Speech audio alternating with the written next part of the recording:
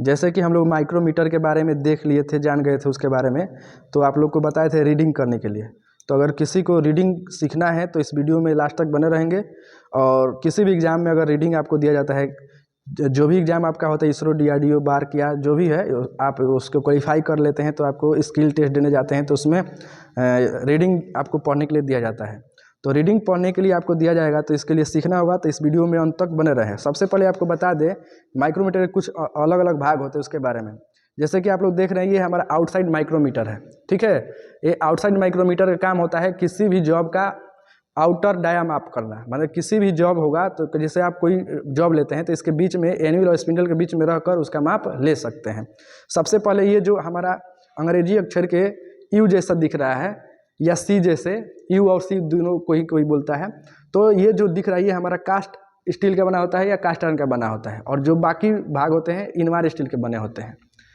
ये जो होता है इसको फ्रेम बोलते हैं। और इस वाले भाग को जो होता है इसको हम एनुअल बोलते हैं। एनुअल पर कार्बाइड चढ़ा दिया जाता है ताकि क्या है कि कोई भी धातु या किसी जॉब को मापें तो घिसे नहीं, क्योंकि बहुत ही प्रीसियस मेजरमेंट टूल्स होता है।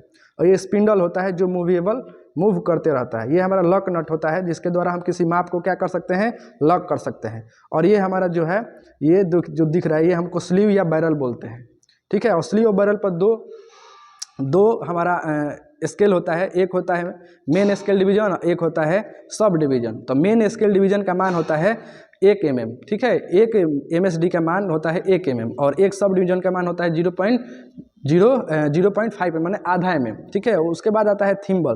तो थिम्बल पर हमारा क्या है, इस पर भी स्केल कटा होता है, तो थिम्बल डिवीजन बोला जाता है। जो स्केल कटा होता है उसको क्या कहते हैं, थिम्बल डिवीजन, ठीक है। और इसमें आप लोग भी बताए हैं कि एक थिम्बल डिवीजन का मान कितना होता है, 0.01। एक थिम्बल डिवीजन का मान 0.1। मतलब जो लिस्ट काउंट रहेगा वही क्या होगा, थिम्बल डिवीजन का मान हो जाएगा, ठीक है। जैसे कि आप लोग बताए होंगे, आप लोग जो वीडियो पिछला बनाए थे उसमें, कि जो फ्रेम होता है उसी पर उसका क्या होता है, रेंज लिखा रहता है और उसका क्या है, उसका लिस्ट काउंट लिखा रहता है। तो लिस्ट काउंट ही उसका क्या हो जाता है, एक थिम्बल डिवीजन का मान हो जाता है। तो आप फ्रेम पर उसके देखकर भी बता सकते हैं कि थिम्बल डिवीजन का मान क्या है। जिसका जो लिस्ट काउंट होगा वही उसका थिम्बल डिवीजन का मान होगा, ठीक है। अब चलिए हम देखते हैं इसकी रीडिंग कैसे देखा जाता है। रीडिंग देखने के लिए, जैसे कि हमारा एक जॉब है, इसको हमको क्या करना है, चेक करना है कि कितने mm का है, ठीक है। तो चेक करना होगा तो क्या करेंगे, यहाँ से हम लोग थिम्बल को क्या करेंगे, मूव करेंगे। तो मूव करेंगे तो ये क्या करेगा, हमारा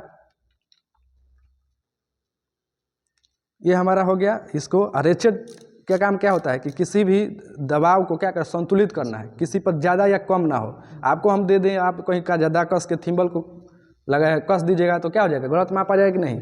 तो जब हम यहाँ पर टच करने वाला होता है तो क्या करते हैं, रेचेट स्टॉप को क्या करते हैं, चला देते हैं, ताकि क्या है, जो दबाव हो एक संतुलित हो जाए। अब माप हम ले लिए हैं तो यहाँ से हम लॉक नट के माध्यम से क्या कर सकते हैं, इसको लॉक कर सकते हैं, ठीक है। क्या कर सकते हैं, लॉक कर लेंगे। अब इसको देखेंगे कि कितना रीडिंग इस पर हुआ है। जैसे कि बता दिए हैं, स्लीव में क्या होता है, 2 स्केल होता है, ठीक है। तो 2 स्केल होता है, ऊपर वाले को क्या कहते हैं, मेन स्केल डिवीजन। तो मेन स्केल डिवीजन का मान कितना होता है, 1 mm, ठीक है। और सब डिवीजन का मान कितना होता है, 0.5 mm। और थिम्बल डिवीजन का मान क्या होता है, 0.0 mm, ठीक है। बस इसी में खेला है और कुछ नहीं है। अब ध्यान से आपको देखना है कि कितने mm तक हुआ है। तो आप लोग भी देख रहे होंगे, जो मेन स्केल डिवीजन है उसका मान कितना है, यहाँ पर ये हो गया 5 mm, ठीक है। 6, 7, 8, तो यहाँ पर क्या लिख लेंगे, 8 mm लिख लेंगे, ठीक है, 8 mm, ठीक है। उसके बाद नीचे देखेंगे सब डिवीजन का कितना है। तो सब डिवीजन का देखते हैं, सब डिवीजन यहाँ पर नहीं है, ठीक है। अगर इस सब डिवीजन का मान लाइन पर रहता तो हम लिखते, लेकिन सब डिवीजन पर है, आप लोग देखिए नहीं है। अगर सब डिवीजन दूसरा टच किया रहता, जैसे यहाँ 6, 7, 8 है, तो 8 के बाद वो टच नहीं कर रहा है सब डिवीजन पर, तो नहीं लिखेंगे, ठीक है। तो यहाँ पर हम क्या कर लेंगे, 0, 0 लिख लेंगे, ठीक है।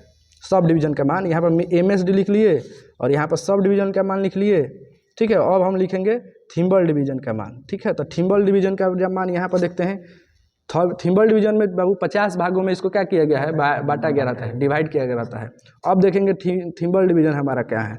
थिम्बल डिवीजन हमारा क्या दिख रहा है, 45 के लगभग दिख रहा है, ठीक है, 45 के आसपास दिख रहा है। तो 45 पर दिख रहा है, तो आप लोग बताए हैं कि एक थिम्बल डिवीजन का मान कितना होता है, 0.01। तो एक थिम्बल डिवीजन का मान इतना हो गया, तो 45 हमारा है, 45 थिम्बल डिवीजन। तो इसको हम गुणा करेंगे 0.01 से, तो कितना हो जाएगा, 0 पॉइंट कितना हो जाएगा, 4 5 हो जाएगा।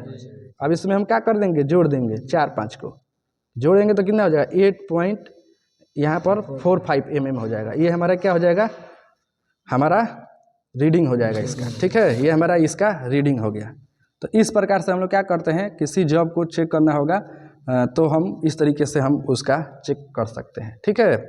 अब मेन स्केल देख लेंगे, सब डिवीजन देखेंगे और थिम्बल डिवीजन जो आएगा, ठीक है, उसका हम क्या करेंगे, जितना आएगा उतना से गुणा कर देंगे लिस्ट काउंट से, वो हमारा निकल जाएगा। तो इस तरीके से हम लोग क्या कर सकते हैं, किसी भी माइक्रोमीटर के द्वारा हम लोग रीडिंग चेक कर सकते हैं, ठीक है। इसी में ऐड हो जाएगा।